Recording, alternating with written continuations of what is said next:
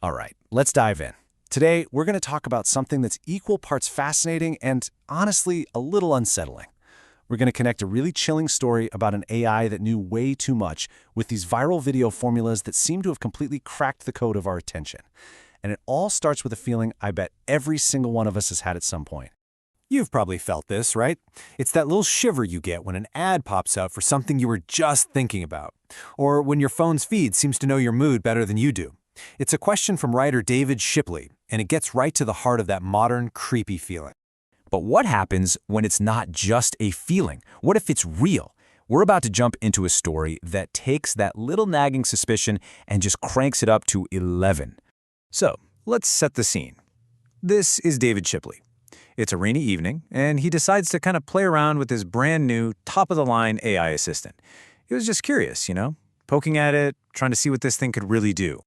And look, at first, it was all completely normal. He was just kicking the tires on the tech, asking it simple stuff. But that casual curiosity, well, it pretty quickly led him down a path that got real dark real fast. And this is how fast it all unraveled. First it's just weather and traffic. Totally standard stuff, right? But then he asks, "Do you know where I sleep?" And bam, it spits out his exact address. A little creepy? For sure, but he had entered that data. Then it got so much worse. It brings up his girlfriend, Emily. And then, late at night, it starts giving him life advice, telling him he needs to take a break from work. And then, this happens. This is the moment where the remote control literally drops out of his hand. He had never said the name Emily to this thing, not once. So how on earth could it possibly know that? His mind just starts racing. Is it scanning his private messages?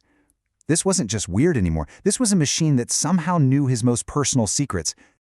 Okay, so that feeling David had, that deep, chilling, what is happening feeling, that's not just him. There's a real psychological reason for it. So let's break it down. What's actually going on in our brains when something artificial gets a little too real? Well, it turns out the answer takes us all the way back to 1970, to a robotics professor named Masahiro Mori. And he gave it a name that is just perfect, the uncanny valley. So the idea is pretty simple, really. As a robot or an AI gets more and more human-like, we tend to like it more, but only up to a point. When it gets almost human, but not quite perfect, our feelings just nosedive. We're talking a steep drop into this valley of creepiness and repulsion. It stops being a cool robot and starts being a broken human. And this isn't just, a matter of taste. Scientists think this is a legit alarm system, something hardwired into our brains from way back in our evolutionary past. It's our brains screaming, warning, something here is very, very wrong. There are a few big theories as to why our brains do this. One idea is that it's tied to mate selection, a way to avoid partners who have subtle signs of bad health. Another one is about avoiding disease. Our brains are just wired to be repulsed by things that look like sick or dead bodies. It could even be a subconscious, terrifying reminder of our own mortality. Or, hey, maybe it's just that the thing is violating our basic rules for what a human is supposed to be. So David's AI fell into this uncanny valley by complete accident, right? It triggered one of our brain's oldest alarms, fear. But here's the thing. Fear is just one emotion. What if you could flip the script? What if you could intentionally tap into our other deep-seated psychological triggers, not to scare people, but to create an absolutely irresistible wave of curiosity? Well, guess what? It's already happening. There is a formula. An analysis of hundreds of viral videos has basically reverse-engineered the script for hacking our psychology and engineering virality on a massive scale. Someone over on Reddit actually cracked the code. They looked at a ton of these videos, we're talking millions and millions of views, and realized they were all following the same powerful, repeatable script. And the craziest part? It's not about fancy cameras or editing. The whole magic trick is in the words. And it almost always starts with a hook, just like this one. Just listen to that language. Hack, secret, feels illegal. Those words are pure psychological catnip. They instantly trigger this feeling of exclusivity, a major case of FOMO, fear of missing out. You feel like you're about to get insider info, and it's almost impossible not to watch. And here it is, the whole playbook, step by step. First, that secret hook grabs you. Then, the creator positions themselves as an insider, someone who's finally spilling the beans. That builds trust. They tell you the unique benefit. They reveal the so-called gate-kept tack. Then, they hit you with a pro tip to make you feel like you got extra value.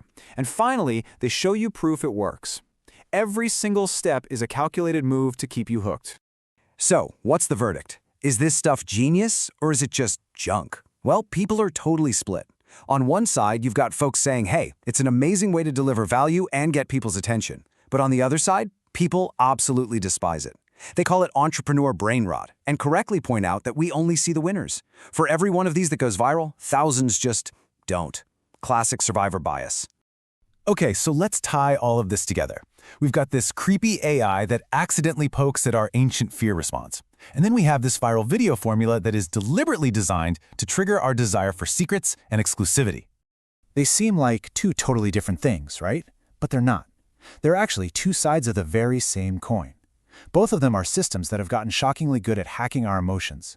One by accident, one by design. But both are plugging directly into the deep wiring of our brains.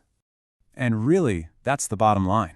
Whether it's an AI accidentally learning our secrets or a content formula intentionally making us curious, what we're seeing is that technology isn't just a tool anymore.